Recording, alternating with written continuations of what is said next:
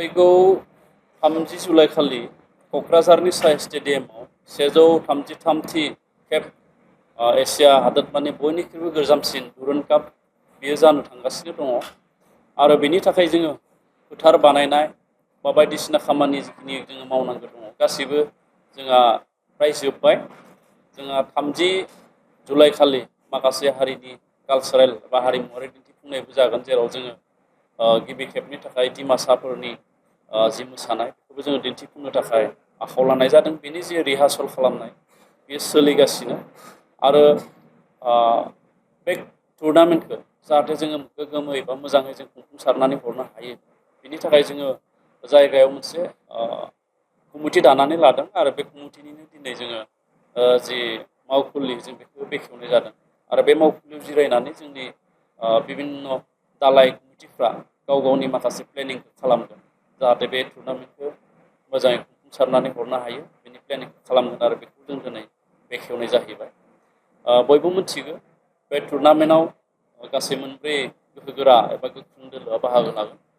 North east United FC, Odisha BSF आरो जोंनि गावनि मोनसे टिम बड'लेण्ड एफसि गासै मोनब्रै गोख्रों दोलोआ बे टुर्नामेन्टआव बाहागो लागोन आरो गोजोनथाव बाथ्राया बेनो एबारनि गेलेनायाव एबारनि बे टुर्नामेन्टआव क्वार्टार फाइनालसिम बेयाव गेलेनाया जागोन 21 आगस्ट खालि बे क्वार्टार फाइनाल गेलेनाया जागोन। जों फिक्सारखौ अलरेडि रायजो राजानो फोसावनानै होनाय जादों। माखासे गेमा बेलासि आरो माखासे गेमा मोनाबिलियाव जागोन दा बेखायनो बेखौबो जों फोसावनानै होबाय आरो दा सानजौफुनि 12 रिंगानि उनाव जायफोर नायगिरि बिथांमोना नायनो गोसो बिथांमोना बुक माइ श' होननाय मोनसे एप बे एप्सआव एन्ट्रि टिकेटखौ बिथांमोना गाव गावनो दाननानै लानो हागोन आरो जों बे स्टेडियाम सिङाव 11,000 नायगिरिफोरनि थाखाय जोङो बेबस्था खालामनाय जादों।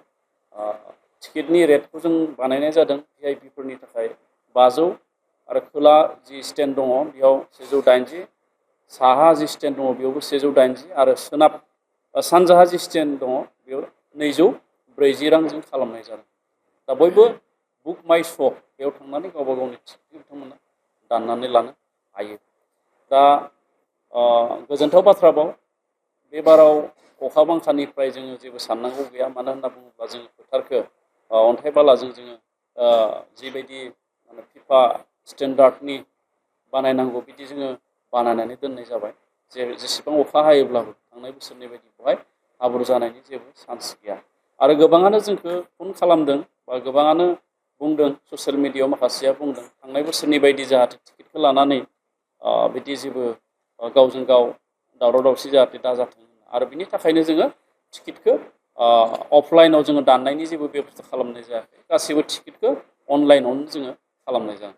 दा बेखायनो गावबा गाव बुक माइ श'आव थांनानै गावबा गावनि टिकेटखौ लाना 30 जुलाइनिफ्राय जानो गोनां जि बे 133 दुरुन काप बेखौ नायनो थाखाय आं बयखौबो खावलायहरबाय। टिकेटआ दिनै 12थानि उननिफ्राय बुक माइ श'नि एप्सआव थांनानै गावबा गावनि टिकेट दाना लानो हागोन। आलासि महरै जोङो दासिमबो थि खालामनाय जाथ'वाखै। जोंहा मानगोनां बिटिआरनि चिफ प्रमद बर' बिथाङा दिल्लीयाव दंहैयो दिनै फैयोब्ला जोङो सावरायलायनानै आलासिखौ जोङो थि खालामगोन।